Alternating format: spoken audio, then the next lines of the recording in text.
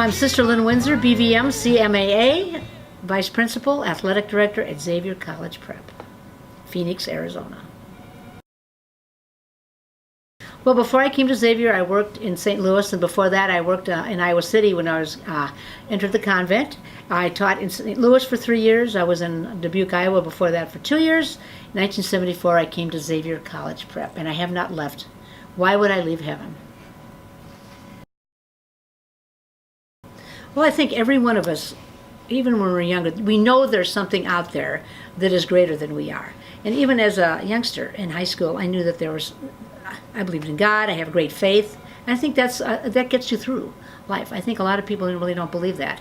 I know with all the really incidents of these shootings, a lot of people have really gotten despondent. They don't believe in anything anymore. In the school shootings, that's a really difficult thing. I think our country's going through a lot of problems right now, and I think people that have faith and believe not only in God but in each other, I think things are better. I've always felt that from day one. That's very important to me. I wouldn't be a religious sister if I didn't believe that. Well, you know, everybody has a vocation in their life. And I didn't really know I wanted to be a sister. I knew about it, but I just didn't want to answer the call. It's almost like, I can use this as an example. Say you and a good friend had a fight. And it was really very stupid fight. But anyway, you had this friend, and you maybe didn't behave nicely. You have this little gnawing inside of you that says, I need to apologize. I need to call them. There's the same thing that I experienced. I knew that I should do this, but I didn't want to. I went to Arizona State, loved it. Was in a sorority, had great grades. I was president of the dorm, great grades. Loved it. I had student council for ASU. Then I worked for 2 years, and after that, that's when I realized I got to deal with this. Either go, like it, don't like it, leave. But got there and I loved it. 50 years this year. 50 years I've been a sister this year. Wouldn't trade it for anything. My favorite thing about coaching?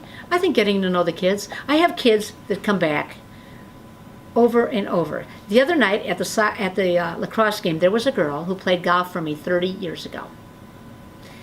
There was parents with grandkids. They came here to Xavier, and they came back to see. I love that when the kids come back. When the alumni come back, especially the ones who played golf for me, it's really thrilling. They come up and tell you about their lives and what they're doing. I think as a coach, that's probably the most rewarding thing, is when alums from your program come back and they tell you about how they're doing, what their kids are doing, and all this. That to me is probably the most wonderful thing when you look at it in the big spectrum. Well, we haven't lost. Personally, as a coach, we haven't lost for a long time a match or a state. But it does happen. And I think you have to behave in losing just like you do in winning. I think you have to show class, you have to respect the other team, and you also have to talk to the girls and to figure out why that happened. And I think once you do that, I think the kids understand it pretty well. Sportsmanship is probably a big, huge issue the athletic directors try to deal with. But educating ADs. In Arizona, it's interesting, 30% of the athletic directors every year are new. Why is that? Time. You're never at home. If you have a family, it's difficult. Dealing with challenging parents, making sure that your coaches are behaving, hiring coaches, keeping the coaches, making sure that the teams are acquainted with the rules, regulations, and that they behave well. It is a time-consuming job. And you've got to work with a whole lot of different people. It's kind of like if you have a set of a puzzle, and you try to put it all together to make the school better and make the kids better. Oh, it's tremendous. In 1972, Title IX went through. And right after that, I became very involved in it's called the AIA Girls Leadership in Sports Committee. And I was on that committee. I was chair for it for a while. And then we instituted an award called the Tony Comodino Award, which rewards and honors schools who do a great job for women in women's athletics. And back in those days, when I first started out as the AD in 1977, there was a long way to go. And boy, I'll tell you, things have changed a lot. I think that Arizona's been on the forefront of leading women's sports. I know as an athletic director myself, we were the first school to start soccer. Ourselves and 3 little schools, we started girls soccer. And we played for a while, but then it caught on, and now everybody has it. Same thing with lacrosse in 2000. So we should start lacrosse. So we got into lacrosse, and we played. There's about 16 schools that play it now. And then crew.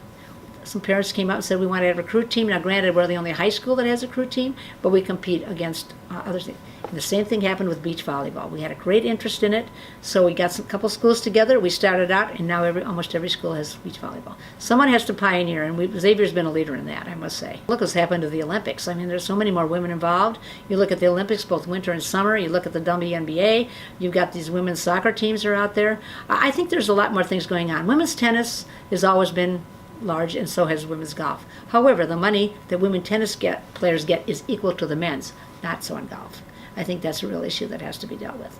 I mean, that's not right that the girls play in tournaments just as much as the men, the women play in men, and they don't get the same salaries. I think that has to be reconciled.